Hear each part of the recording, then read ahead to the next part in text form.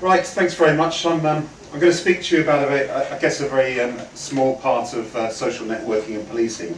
And it's some research that myself and Mick Kilty, the former Commissioner of the Federal Police, have been doing. And basically what we've been saying is that with the increasing use of certain technologies, undercover policing or covert policing, where people use an assumed identity, is going to be impossible in the future. But we all know as well, and I'm just going to touch for a bit, that actually in policing terms the increased use of social media has helped police both in terms of intelligence and indeed evidence, because every time you put a photograph up on your social networking site, if you've taken it with your smartphone, which you probably have, then it's going to have a certain amount of data embedded into it.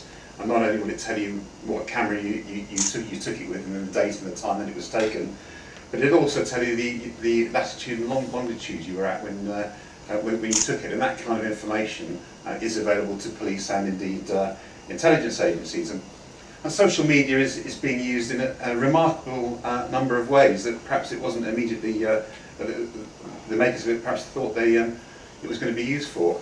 This is actually going to happen this year. And you have to say, well, I wonder why the Americans are doing this.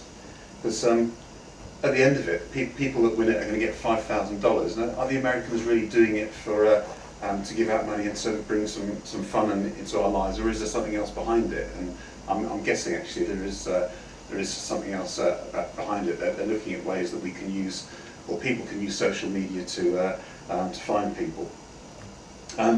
It's using Facebook and Twitter to issue terror alerts, which you might think is a very sensible way of using the technology. Other people are using it to do things like announce the end of the Libyan war. So instead of holding a press conference, he just gets onto his Facebook page and announces it on his Facebook page, and it then gets picked up by the media, which I think is quite a remarkable thing to do. Kenya actually wants to talk to Al-Shabaab, perhaps can't get to them directly, so they just post something on Twitter saying that you're going to be under attack. Very nice of them to do so. And Al-Shabaab obviously looked at this and thought, wow, this is a great facility. So let's join it ourselves. So you've got a terrorist group who signs up and joins Twitter to get their message out. Now, probably not something that Twitter thought it would ever be used for, but this is the way people are using social networking these days. They've been quite innovative in what they do, and this is another example where someone's actually encouraging people to kidnap Israeli soldiers, and he's saying you could go and kidnap a soldier and I'll give you $100,000. Someone saw this, and another sheikh said, well, I'll add it and give you $900,000. So anyone that kidnaps an Israeli soldier will be getting or possibly getting $1 million for the effort of going out and doing that. Not something that it was obviously designed for. So that's just a little sidetrack, if you like, onto the other ways that technologies could be used. So a thing that could cover undercover policing, and this is actually going to be massive because it's not just used in Australia, it's a tactic that's used around the world. Social networking, the increase, I'm going to try and demonstrate to you why that's important. Also the increase in facial recognition technologies is getting better and better almost on a monthly basis. The fact that most of us are using smartphones, and the industry experts say that by 2015 you may not be able to buy a phone that's actually not a smartphone. They're going to really push you down the route of the smartphone. And the other thing is cloud computing, because these days any individual for not a lot of money can actually go to somewhere like Amazon Web Services and hire the cloud. So as far as the rise of social networking is concerned, if you look on the Facebook page today, it'll say that it's got 845 million active users, and it defines an active user as someone that logs on more than once a month. So those people that join up and then don't use it aren't included in that number. And if it was a countries, it says they're going to be the third largest behind China and India. So a massive growth in Facebook. I'm going to concentrate on Facebook because of time issues, but I will mention one or two of the other social networking sites that are significant. And as far as the activity that people do on Facebook, it's just amazing. It's not on there, but people that actually play games on Facebook more than the amount of people play games on the Xbox and PlayStation combined. When I saw this statistic from Facebook, I thought it was just enormous. And 250 million photographs are uploaded on a daily basis. And I'm guessing that when they're saying that, every time you post a message, your picture will go up there. I'm guessing, I'm hoping that that's part of the reason. And when I looked at that, I thought, well, that's brilliant, because if you were actually trying to search across Facebook to find someone's image and identify them, the fact that so many photographs are up there is going to make your task really hard. And I mentioned this to a technical person. He said, no, not at all. He said, you just use the cloud. I'll come on to explain how that has been used just for this in the future. And you see there, I guess, average user has 130 friends. Well, you know, you judge for yourself how many friends you've got. Some people have actually got over 1,000. I think the maximum you can have, unless you're a celeb, is 5,000. But there's a number called the Dunbar number, and the Dunbar number says the maximum number of friends that you can have is between about 130 and 150, and that has come up through some research that's been done. So that really accords with that. But most people don't realise that their security on their social networking sites is only as good as their friends. So you know, you might have all the right ticks in the boxes as far as the security is concerned, but your friends will be able to see what you put up there. That's what Facebook's all about. And if you've got someone on there that actually isn't your friend, that you don't know, or that perhaps one of your friends doesn't like you and can copy and post pictures you put up there. So it's important for people to realise that their security on social networking sites is really only as good as their friends. Mobile technology, and you can see there the figures on how many people are using it. Those who've got smartphones today will know how many times they've been on their smartphone, perhaps that's it, accessing the internet or accessing their emails. But more and more people are now starting to access social networking sites through their mobile phones. And this is really just from a few months ago. It probably shows you the sort of apathy in the UK as far as politics is concerned, that more than twice as many 18-year-olds use Facebook than actually registered to vote. They say that, actually. They say that, yes. Yeah. They'll probably be using Facebook to vote with. They probably will soon. You know, that could possibly happen. That's not beyond the bounds of possibility. I'm just going to show you very quickly a few pages on the kind of penetration rate that Facebook has achieved. And if you look at sort of Australia, Canada, New Zealand, US and UK, it's all around 50%. Iceland, I guess 67.6%, and the cynical might say, well, not much else to do. But anyway, that's a huge penetration rate. You know, nearly 70% of the population use Facebook.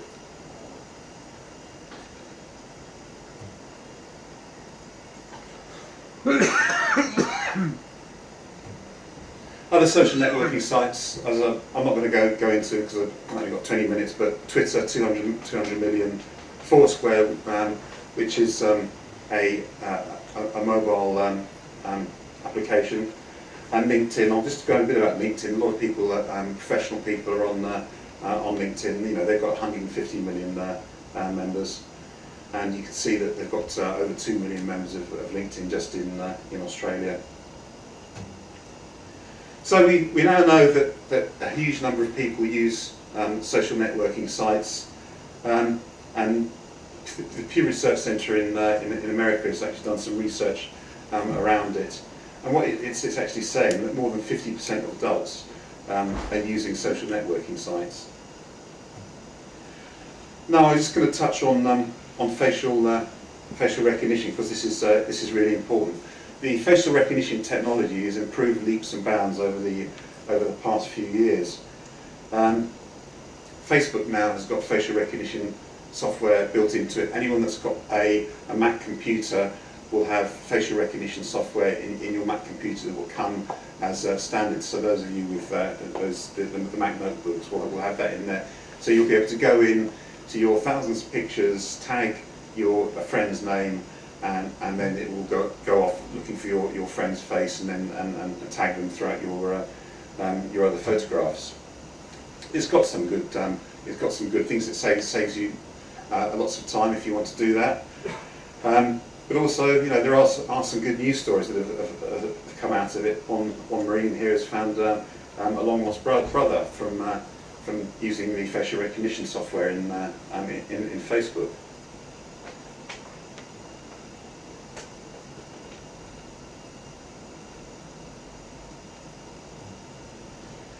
So Google started to enter the sphere last year, and Google has been a bit more savvy around privacy issues than perhaps Facebook has, and so it sort of did look at those. And they've actually started to realise that actually if they did this could have horrendous implications for privacy. But the interesting comment I think there is from Neven, who says that actually they could do that at the moment. They could use, so what he's saying is they have the technology for you to do a Google search on the face and to get a result back in seconds. And the comments, they've realised, as I said, how dangerous this could be. And the example given: bloke goes into a bar, takes a picture of a girl, goes outside, identifies the girl through facial recognition software into her social networking site, finds out what she likes, doesn't like, perhaps finds out her address, etc. And the consequences could be very serious indeed.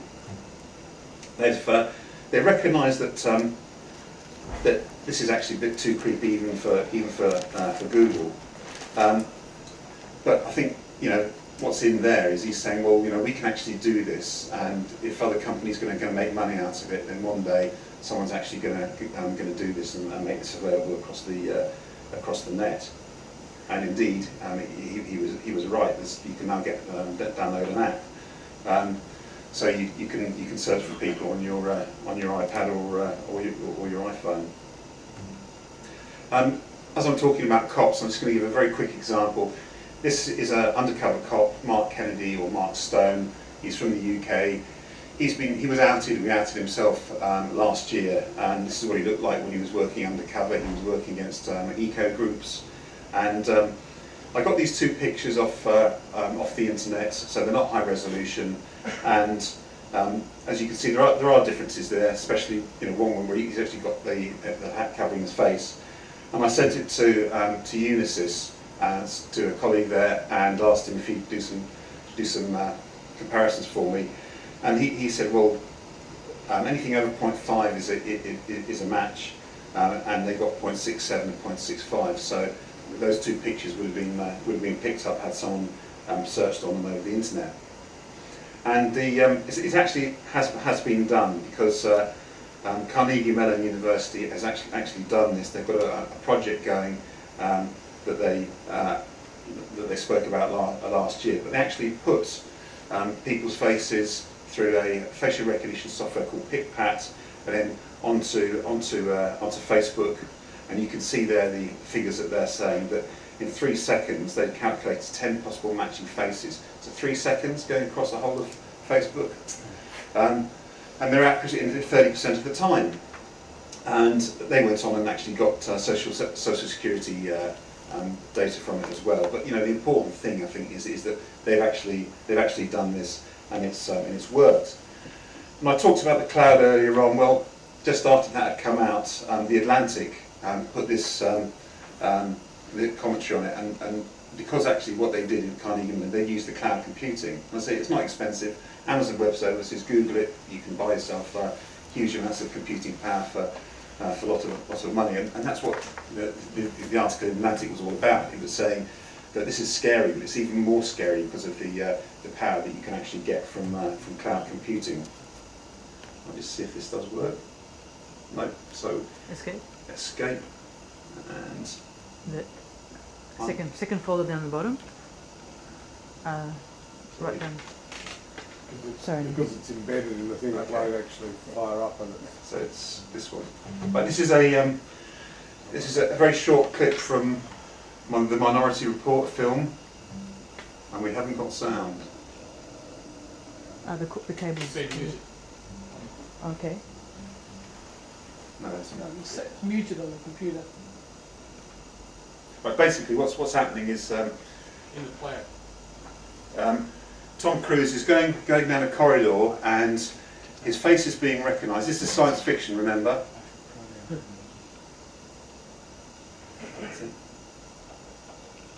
No, I have done it. Unmute the There. computer.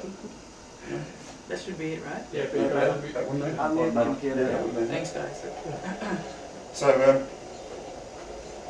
So he was walking along the corridor. The facial recognition software recognised his face and knew what kind of things he liked. Like you saw the Guinness thing there, and so it puts up adverts of Guinness to try and make him drink more Guinness.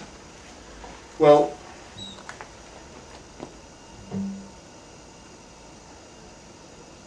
And did he That drink was- the Guinness in the end? Well, probably. Now that was meant to be science fiction, and then of course we actually found out that actually at the time worker Professor Brian Lovell in this at the University of Queensland. But you'll see from this, there's examples of where that's happened. So where they've done a search and they've come up with a number of people, and obviously 3 out of 5 people are the right people, and then the other 2 aren't. And I guess that's what you're talking about false positives. But they always go back to using a human being to actually make that final identity. And I think that's probably what they'll be saying is that until the facial recognition software gets to almost 100% accuracy, which it may never do. But although they're saying iris technology is there, it is at 100% accuracy, but facial recognition isn't. That you will still need a human being to actually say yes, that is that person, and especially if you're going to use any coercive powers like arrest. Of course, as Facebook goes on, you won't need any secret police. Everyone will be transparent anyway. Yeah, we might be witnessing a complete change in the way society operates. Yeah. Thanks, Yeah. Nick. Okay, Thank you.